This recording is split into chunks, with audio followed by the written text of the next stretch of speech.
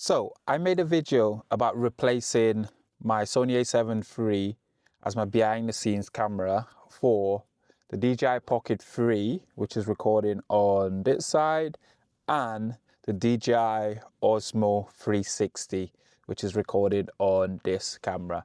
And this is a little video test in relatively good lighting setup here, and currently it is around 4:30 p.m. here in the UK. It's actually decent weather, to be fair. It's actually sunny on the outside. You can just about see it over my shoulder there. But as you can see in the car, it's a little bit darker. I can see that on the Pocket 3 that it is a little bit darker. In terms of settings on both camera, I have got them set to full auto, but a few changes. I have changed the white balance to 5500 on each camera, and I've also checked the EV to -7, and everything else is on auto. Oh, I also changed it to D-Log M on each camera. They both rock in the same sensor, but the Pocket 3 only shoots in 4K 25 frames per second. Here in the UK, if you're in a PAL region, you understand what I mean by that. And the Osmo 360 actually shoots in 8K. This is currently being recorded in the 360 mode, which will give me that flexibility to then reframe it after the fact.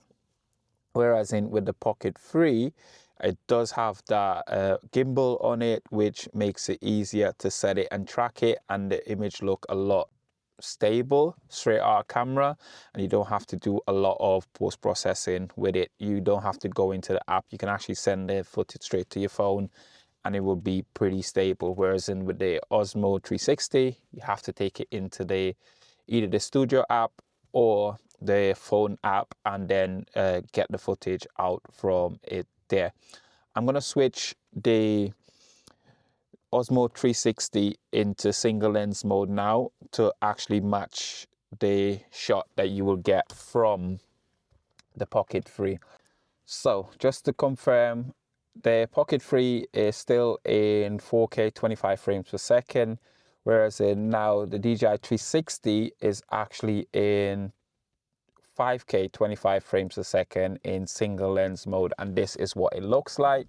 Again, both cameras still shooting in D-Log. Let's get out of the car and go for a walk. Let's see what it looks like. Neighbors will probably think I'm going crazy walking down the street. Right now the sun is somewhere there. You can't actually see that on the Pocket 3 because it's not wide enough, but the sun is right there. It's actually behind a cloud at the moment. And this is like a backlit kind of situation, I would say. So let's see how they both handle. Definitely still got a wider field of view in single lens mode.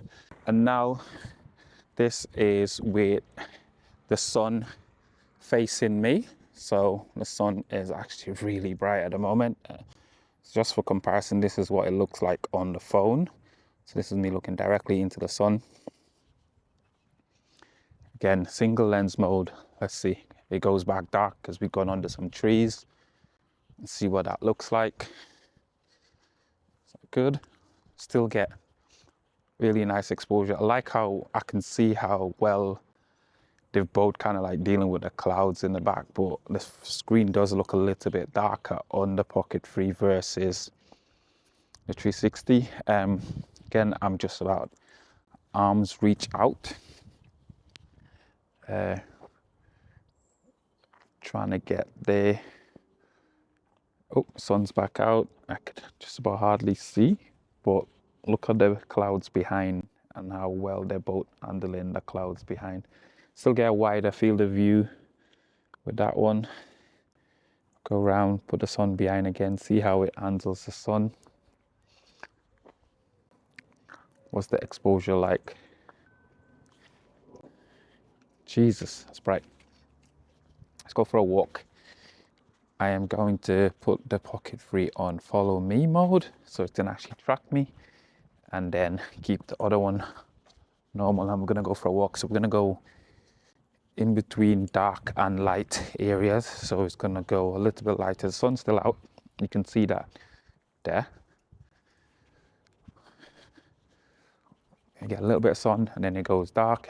So let's see how they both handle that type of situation.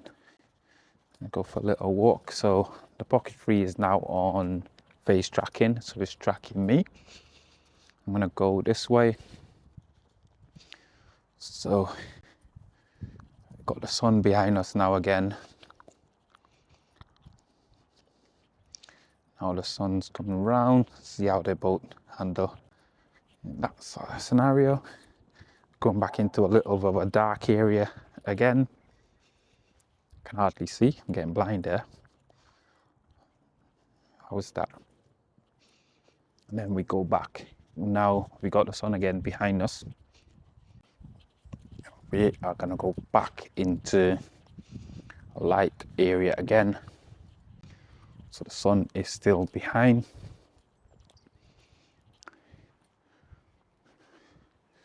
So this is what they both look like in D-Log M. And then I'll put a conversion lot on there for Rec 709, and then put a little bit of creative lot on there as well and show you.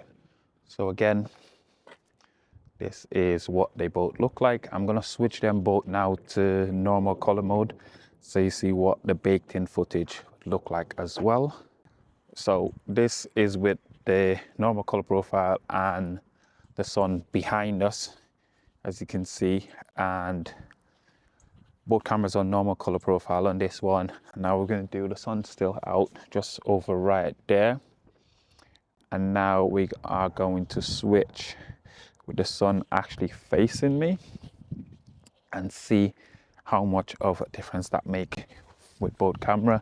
My hands are already getting tired, really tired, but this is how they both operate. Now that I've got the tracking on the Pocket 3, it works a lot better. I do like the slightly wider field of view on the 360 camera, but this just gives you a really good indication of how well they both handle this type of situation in this kind of mode.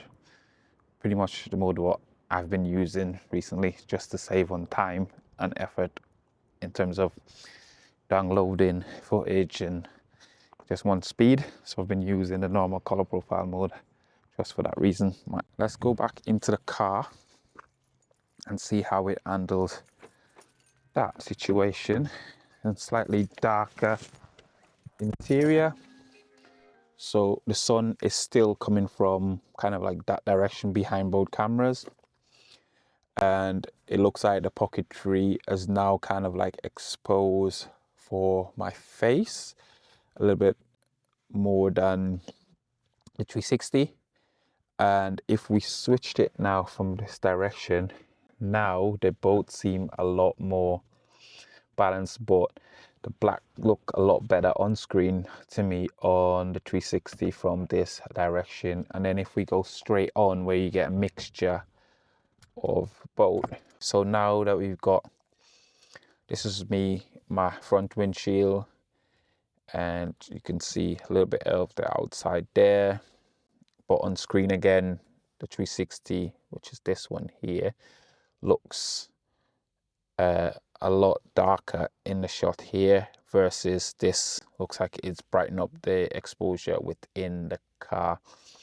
I'm gonna do another test in the evening when the sun actually goes down during like golden hour and show you guys what the difference looks like there. But for me, this is the reason I bought these cameras, because they're easy to use and they just work well in different scenario, and also they're quick to actually set up and get started shooting, so I don't have to, get a full-on tripod and get a full-on setup. I can literally take them out, hit record, and I'm ready to roll.